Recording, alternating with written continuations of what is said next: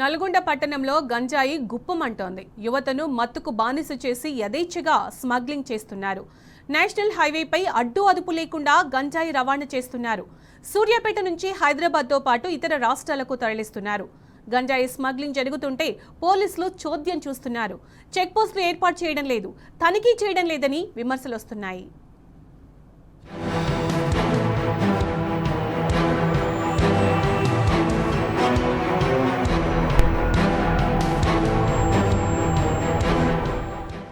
యువత మత్తులో జోగుతోంది. పట్టపగలు జాతీయ రహదారిపై గంజాయి స్మగ్లింగ్ జరుగుతోంది. గంజాయి స్మగ్లింగ్ చేస్తున్నా పట్టించుకునే నాదుడే లేకుండా పోయారు. గంజాయి అక్రమ రవాణాకు ఉమ్మడి నల్గొండ జిల్లా కేర్ ఆఫ్ అడ్రస్ గా మారింది. హైదరాబాద్ విజయవాడ జాతీయ రహదారిని స్మగ్లర్లు అడ్డాగా మార్చుకున్నారు. సూర్యాపేట నుంచి హైదరాబాద్ కు తరలిస్తున్నారు. హైదరాబాద్ నుంచి వరంగల్, అద్దంకి నుంచి నార్కెట్పల్లి, రేణిగుంట నుంచి సిరోంచకు స్మగ్లింగ్ జరుగుతోంది. ఇదే కాదు, మహారాష్ట్ర, తమిళనాడు, కర్ణాటకకు స్మగ్లింగ్ జరుగుతోంది.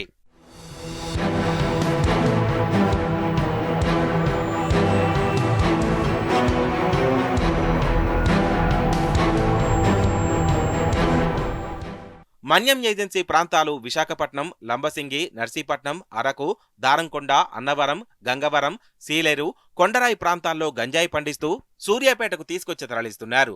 నల్గొండ నుంచి ప్రధాన నగరాలకు రహదారులున్నాయి. రాజధాని హైదరాబాద్ కూతవేటు దూరంలో ఉంది. దీంతో వందల కిలోల గంజాయి స్మగ్లింగ్ జరుగుతోంది. సూర్యాపేట నుంచి బస్సుల్లో, రైళ్లలో, కార్లలో కూడా గంజాయి తరలిస్తున్నారు.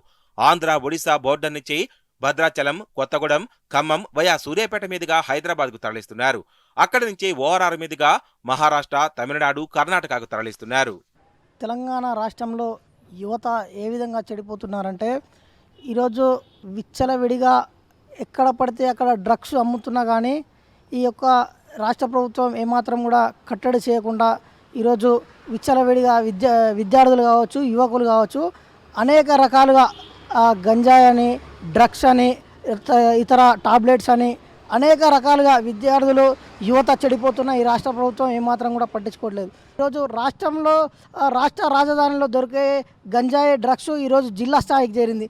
జిల్లా స్థాయి నుండి గ్రామీణ స్థాయికి చేరి ఈరోజు గ్రామంలో ఉన్న యువత కనీసం వ్యవసాయం చేసుకోవడానికి కూడా వీలు కాకుండా విచ్చలవిడిగా డ్రగ్స్ తీసుకుంటారు.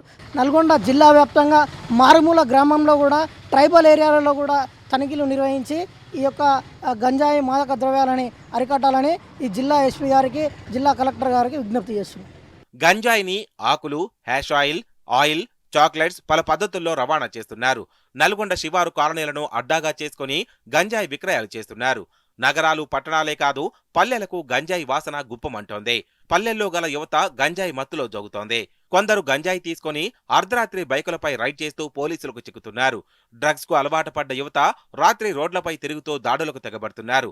దీంతో పట్టణంలో రాత్రి బయటకు వెళ్లాలంటే భయంగా ఉందని స్థానికులు ఆందోళన వ్యక్తం చేస్తున్నారు.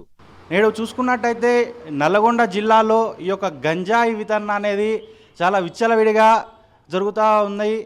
ఏదైతే ఈ యొక్క పాన్ షాపులలో సిగరెట్ల మాదిరిగా, చాక్లెట్ల మాదిరిగా యువతకు, విద్యార్థులకు ఈ యొక్క గంజాయిని అందిస్తూ ఉన్నారు.